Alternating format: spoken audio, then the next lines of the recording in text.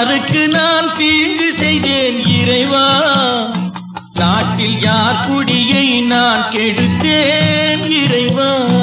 வணக்கம். பழி, பாவம், கெட்டது யாவையுமே சமுதாயத்தால் ஒத்துக்கொள்ளப்பட்ட காலத்தில் நாம் வாழ்கிறோம் என்ற அதிர்ச்சியான உண்மைக்கு இந்த பாட்டே சான்று. 60 வருடங்களுக்கு முன்னால் 1963 கண்ணதாசன் எழுதிய பாடல்.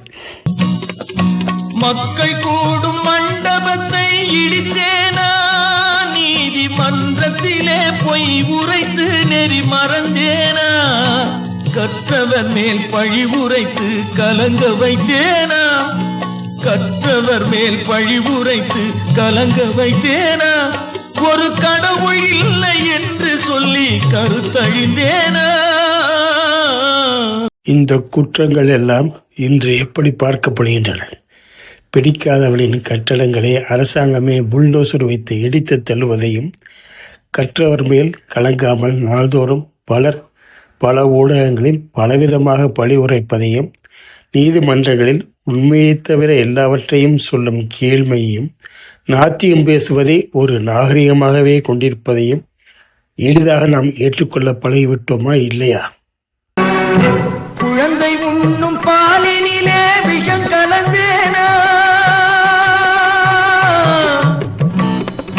குழந்தை உண்ணும் பாலினிலே விஷம் கலந்தேனா, ஏழை குடியிருக்கும் குடிசைகளை பிரித்தெறிந்தேனா, கொடுத்த கடன் இல்லை என்று மறுத்துரைத்தேனா, கொடுத்த கடன் இல்லை என்று மறுத்துரைத்தேனா, நாளும் கொலை புரியும் பாவிகளுக்கு கொடி பிடித்தேனா. இவற்றில் எது இன்று அரசாங்கத்தாலும் மக்களாலும் சர்வ சாதாரணமாக செய்யப்படாமல் இருக்கிறது?